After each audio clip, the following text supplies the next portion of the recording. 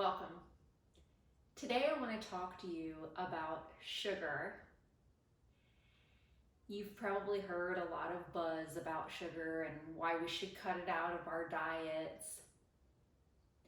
I personally don't believe in extremism, so I don't think it's necessary to obliterate it from our diets completely. I do believe it is extremely important to be aware of what we are consuming. The problem these days is, especially if you're eating a lot of processed foods, sugar is sometimes hidden away in those foods and we eat it without really realizing it. So I just want to talk about it today and create awareness, and then I'll leave it in your hands as to how much you're going to consume, because again, this is a non-judgment zone. All I'm here to do is to create awareness and to give you options. But I will tell you, sugar contributes to obesity, weight gain problems. It contributes to congestive heart problems. It contributes to dental problems, obviously, tooth decay, and also obviously to diabetes. So in order to reduce those health problems and live a healthier, more stress-free life as a result of being healthier, we need to be aware of the sugar that we're consuming.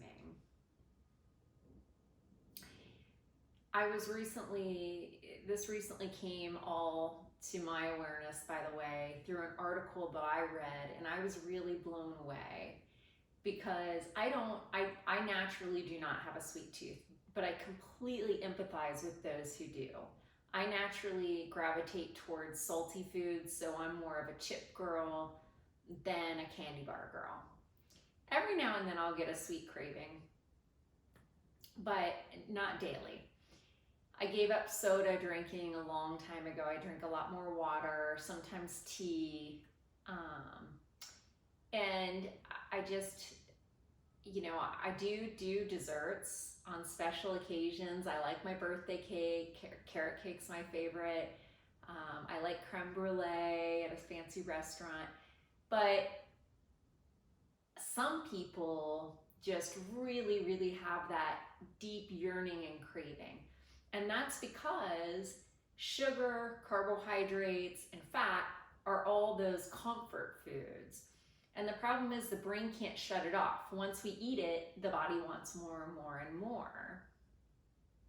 But when we eat sugar, it's empty calories, and so it doesn't sustain us. So for example, when I eat a donut for breakfast, which I love donuts, I'm full, I'm hungry, pardon me, just a little while later. It doesn't sustain me.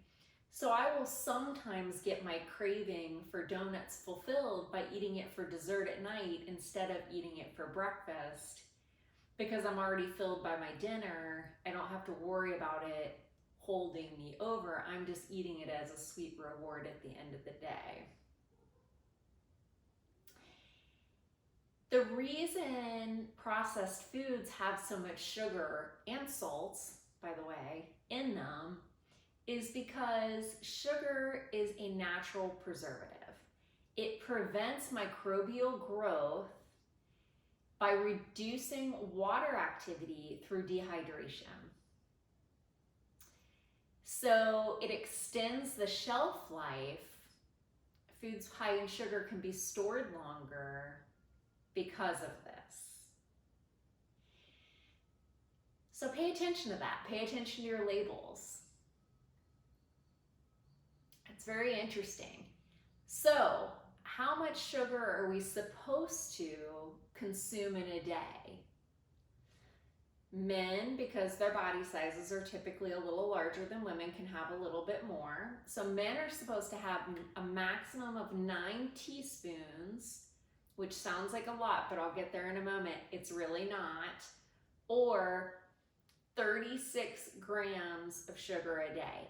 Women, on the other hand, are only supposed to consume 6 teaspoons or 25 grams in a day. Now again, I want to put this all in perspective because it sounds like a lot, right? 6 teaspoons, 9 teaspoons. You know, if you measure that out, it seems like a lot of sugar, but it's not when we look at how many grams are in actual products. So if you look at a 20-ounce bottle of vanilla Coke, for example, there are 77 grams of sugar in that 20-ounce bottle.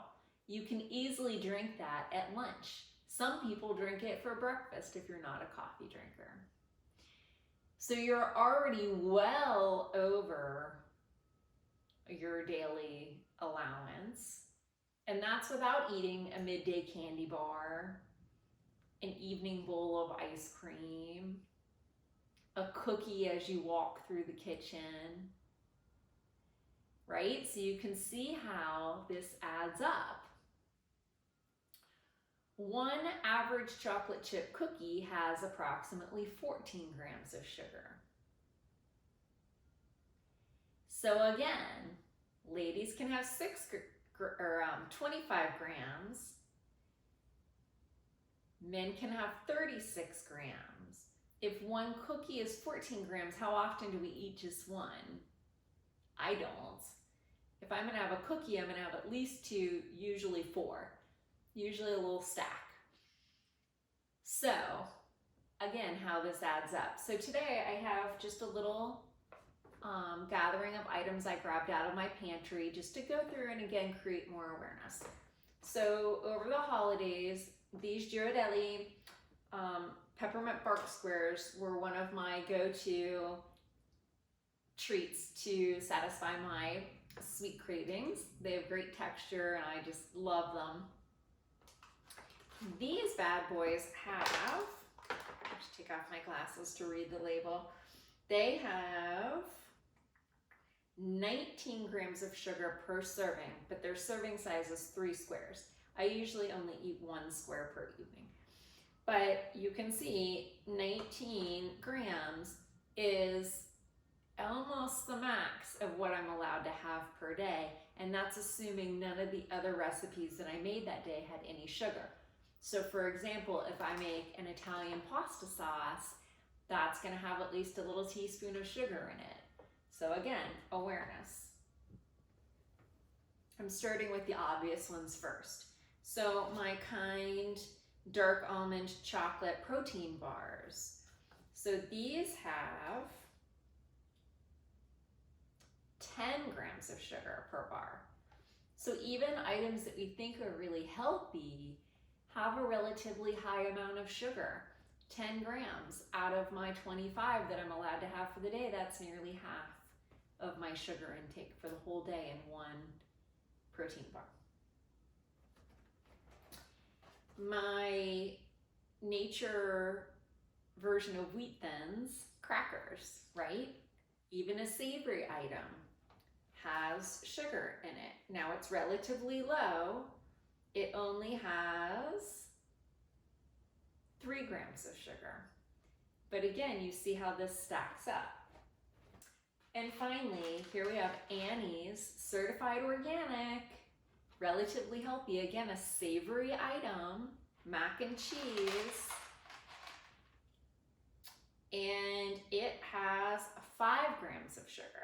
So again, relatively low, but when we're looking at a savory item, you may not have had any idea that it had any sugar. So again, we're creating awareness. Is all sugar bad? Absolutely not. All sugar is not created equally, but eat your sugar in a natural state. So when I eat my sugar, I want to eat beets, sweet potatoes, fruits, you know, eating sugar in its natural state. Even honey is a better alternative to processed foods that contain sugars. So that's my tip for the day. Take it or leave it, but I hope that you are willing to invest in your health and well-being. Comment, let me know what you think. Even if you eliminate one thing like soda, you will improve your health in a phenomenal way. In case no one else has told you yet today, you are amazing. Keep shining your light bright.